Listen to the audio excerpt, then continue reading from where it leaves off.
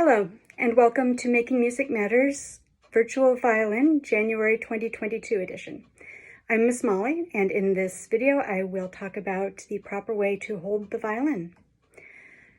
So the reason that it's important to hold the violin in a certain way is to make it as comfortable as possible. Especially as a beginner, there's never a really comfortable way to hold the violin. It's just going to be not real comfortable for a while until you practice enough to get used to it. But there are more and less comfortable ways to go about it. And with the 6 steps of holding the violin, I hope to get everyone to a point at which holding the violin is basically comfortable.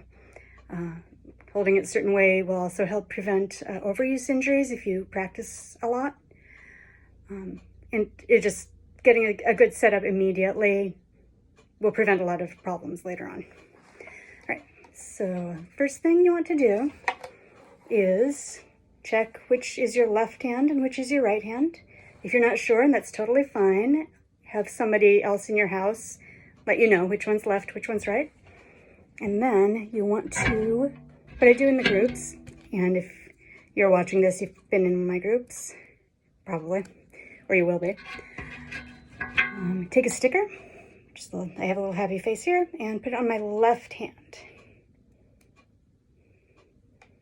This is my left hand. This is my violin hand. It doesn't matter if you're left-handed or right-handed. Everyone plays the violin with your left hand, holds the bow in your right hand, unless there is a really good reason not to. Some people have really good reasons, but for the most part, violin left hand, bow right hand. Okay. So I talked about the 6 steps of holding the violin. There are technically 7. The first one is rest position. So you'll take your violin. The other part, make sure you have your sponge on your violin. That will also make it more comfortable. Take your violin. Put it under your right arm. No sticker.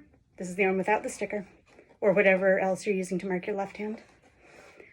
You want to make sure your scroll, this part, is facing forward, and that your bridge is facing out. So if you are looking at yourself in the mirror or in a camera, the scroll should be pointing towards you, and you should be able to see your bridge. So we call this 0 rest position. You should be able to make sure that your feet are together, and that is a cat crossing the background. That is Oscar. He's intrusive. Okay, so 0 rest position. Step 1, check your feet.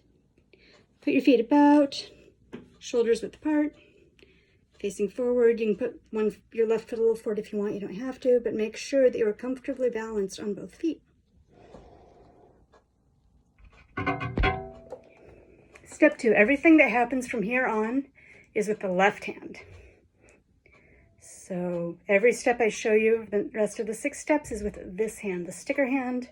This hand will never leave the violin after we do the step number 2, which is curve your fingers. You're going to bring your left hand under your violin.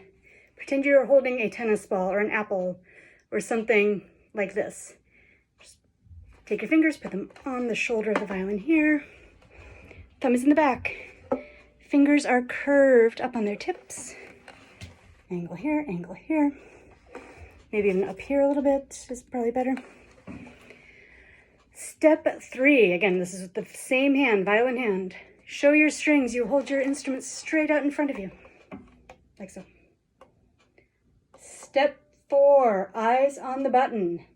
At the bottom of your violin, if you review your parts of the violin handout, if you have it, is the end button. Turn your violin towards you so that you're looking right at this end button right here. That one. Right here. Step 5, bring it down onto your shoulder. So basically straight down.